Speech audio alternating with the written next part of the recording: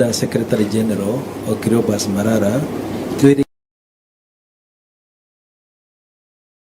ajumbe maoko mlima tano atwirire gavana Cecily Mbarire na mjumbe wa kuria Kikuyu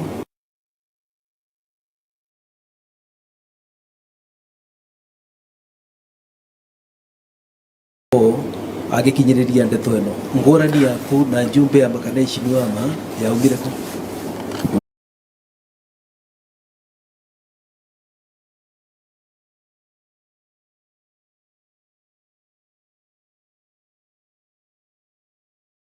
Actually need to remain very united for this cause. There are so many distractions that are happening right now, and with the parliamentarians trying to push an agenda, bringing in punitive bills that will make um, citizens have a mental exhaustion. Because I mean, we are not done with one issue, they bring in another issue. You are not done.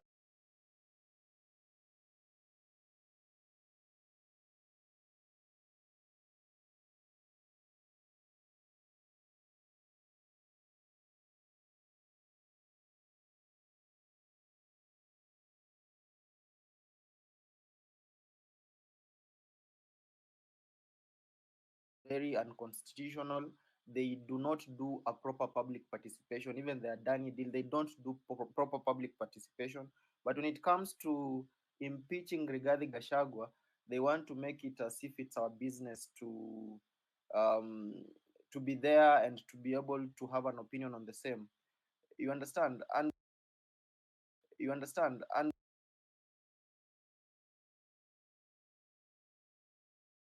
Gachagua, because there were so many suitable candidates that William Ruto was with in the boardroom at the time. There was Anne Waiguru, Kithure Kindiki, and so many other people. But he went ahead and decided to pick Rigathi Gachagua. So the fact that he picked Rigathi Gachagua and they have been in this government together, and Rigathi has been doing whatever he has been doing, and now they are coming back to us and telling us that Rigathi is bad and Rigathi is a tribalist and all that. That is some shit and some bullshit that we really do not care. And for Rigathi is actually playing an emotional card, trying to actually go with the same script that William Ruto did back then, so that he can at least get some sympathy. So our main issue is not even regarding Gachagua being impeached or William Ruto. If they have to go, they have to go, all of them. No two ways about it. Our main issue is, I mean, the living standards are very high. Unemployment is like skyrocketing. Our food systems is very very bad in terms of the GMO. Once we open the doors for GMOs in this country, our food system is very bad. So the issue of regarding Gashagwa and the media, I really want to call out the media. That's why when you see the likes of Cyprian Nyakundi is actually doing a very good job that the mainstream media cannot do in terms of telling people the truth. The mainstream media is positioned to push a certain government agenda. That's why I'm not afraid to call out the Star. You cannot be coming here, the Star newspaper, the editor of the day. I don't want to mention your name. You might be on you might be on this space. You actually tell your people on the digital desk to post fake photos of Adani when JKI is taken over. What agenda do you have with such postings? I mean, the media is positioned to feed us with what they want us to consume. So it is very censored. They are not telling us the real truth. They are not telling us so many things. So we really have to be on the watch out, and we really have to remain focused. Thank you so much, Bravin, and that is I submit.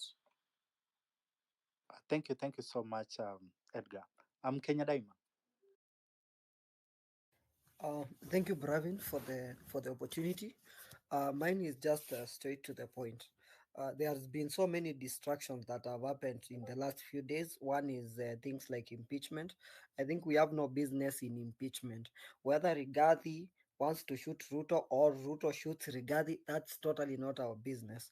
the reason why I'm here is I'm urging you, like, we have a bigger business to attend to, which is the shift and the stop Adani, and we need to involve ourselves. That's why I created the open source project called Stop Adani, and I'm urging all the people who are, either you are a lawyer, you are a software engineer, both the back end and front end engineers, and also analysts, to also to join the Discord channel where we are doing the development of Stop Adani. We need to, in order to kick Adani, we need serious commitment, and this serious commitment is not going to be there just because we come here and say stop Adani.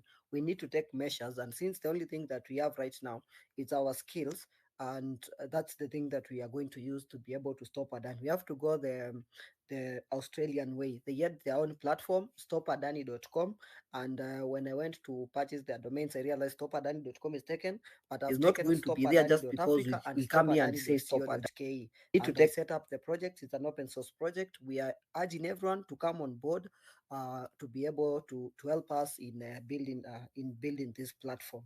So, guys, we cannot afford to complain each and every day without taking an action. So, if something is exposed, if Amenya has exposed something, or Amerix has exposed something, or Edgar or Cyprian, then we have to look at what action we can take to make sure that we are not just making noise, because it is all going to be making noise if we can't take action.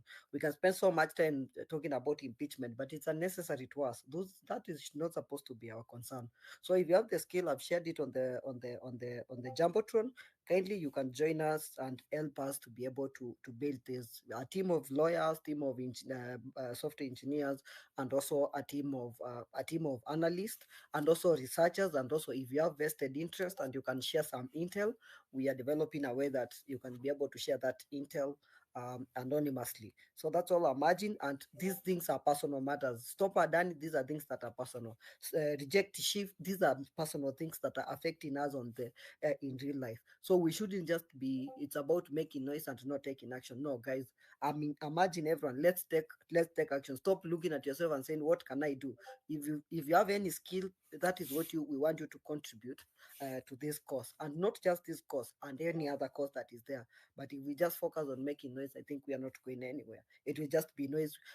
Tomorrow, what will let us do another thing just to distract us. Another day they bring, I don't know, another thing, and we'll never be able to focus on the real issues. So I'm going to urge you, each and everyone, just focus. Wacheni na distraction mingi, because I think we Kenyans, we have a problem with attention.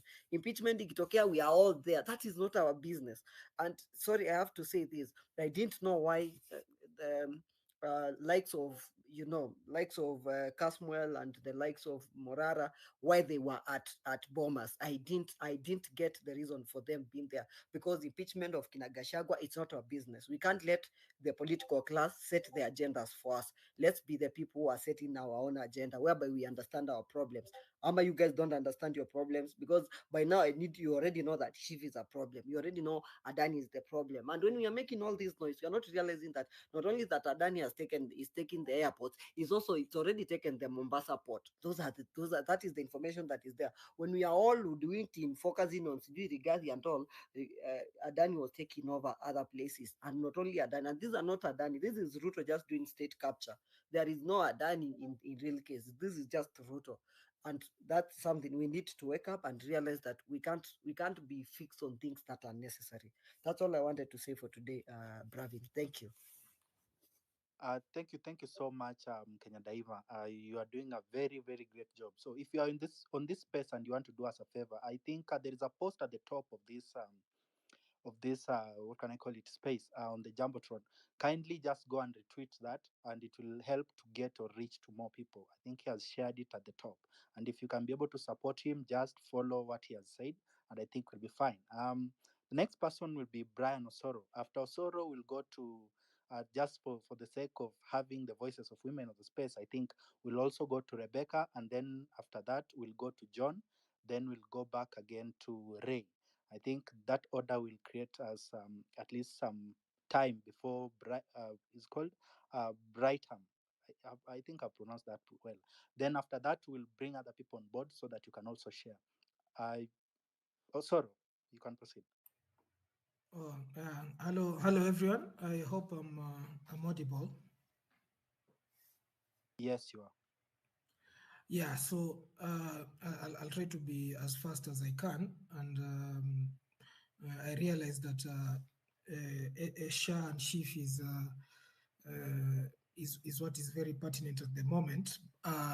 But I would take a different stance on it. Okay, in the same light, but my viewpoint is okay.